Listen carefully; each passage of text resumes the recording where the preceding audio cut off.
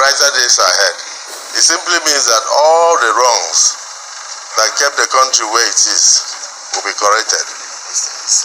If you look at, I haven't actually assessed what is happening in terms of pump price increase, but it's not pump price increase, it's deregulation.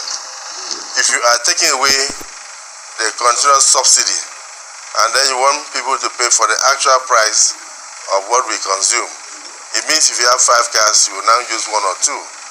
You understand? It simply means that we are going to stop the idea of subsidy in order to make sure that the monies are used for other things. So I don't expect any increase in pump price.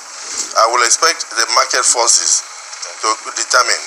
And I will expect that now that the NNPCL is no longer going to bring petroleum products into the country, it means those who have the capacity will bring. And you know, the more the product is available, the cheaper the price. So, Senate President Justice Akpabio came out and said he admonishes Nigerians to love Nigeria just the way he loves Nigeria and forget about money. What do you think was his point by saying that?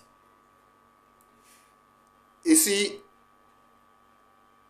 the political class we have in Nigeria is our albatross. They are the albatross. They are the ones setting us back. And I will align my conversation with the concept of leadership. Leadership is not a position. Leadership is a responsibility. Responsibility to people with the purpose of making their lives what? Better. Akpabio and his cohorts are not leaders.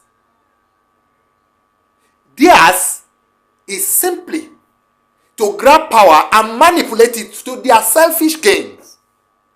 If not, Nigerians protested in the month of August, and Akpabio told the whole world that they can go ahead and protest for hunger while he will be in his house eating the best of foods.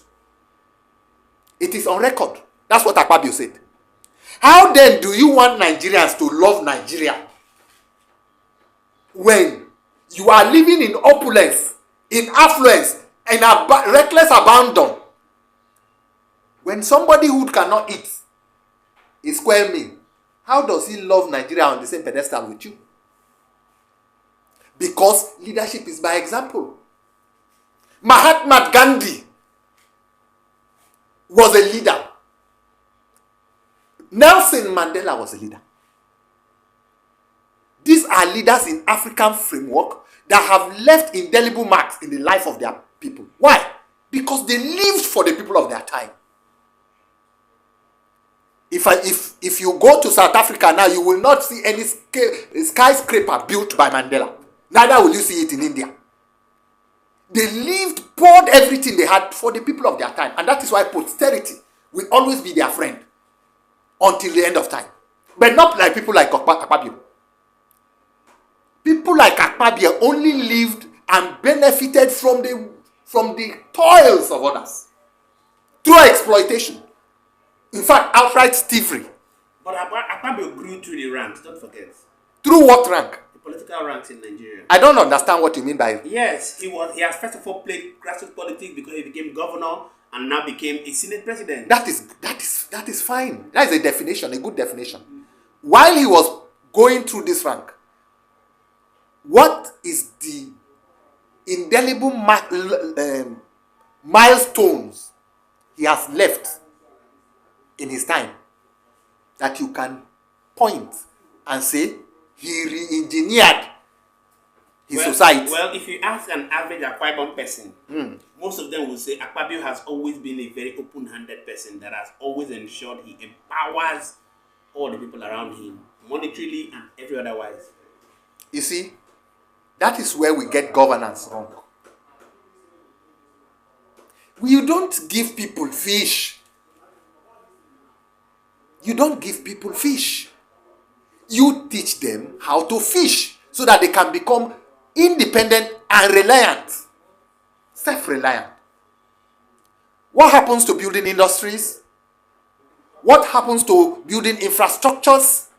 What happens to bringing investments that are self-sustainable to increase the welfare and well-being of the people you govern? Is that the style of leadership that has brought India to the first world? Is that the style of leadership that has brought UAE to the first world? I believe the answer is not in the affirmative.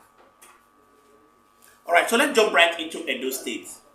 A lot of people have predicted that the governor-elect of Edo State is going to also betray Adams Osumole, allegedly, just like many also suppose that Governor Fubara did to former Governor Nyesom Wike. What's your take on that? Our brand of politics is unique and very unfortunate. Problem is this: when Obama handed over power to Donald Trump, he did not control the life and time of Donald Trump. Governments are successive, and you don't bring somebody into power and control the person, because your vision of power is different from that person's vision of power. If you are making reference to my good friend in Rivers State, Fubara, Governor Fubara, as being betrayal to his predecessor, I would say no, it is not true. You can't marry a wife for me and determine how I sleep with that wife. Even if I don't have the money to marry that wife. So long as you have vouched to marry a wife for me and you did, how I sleep with that wife is no longer your problem. It is mine.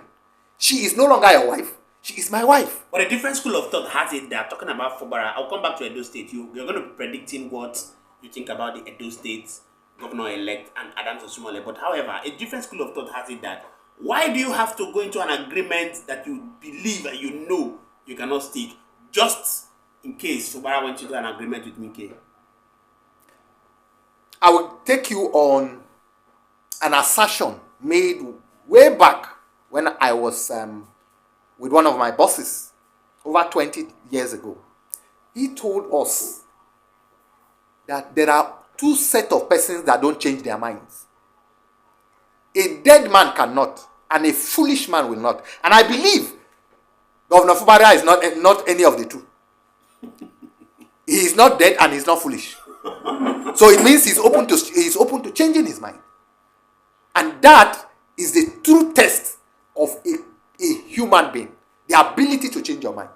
So he has changed his mind for good, for the best, not for the better, but for the best of the Rivers people.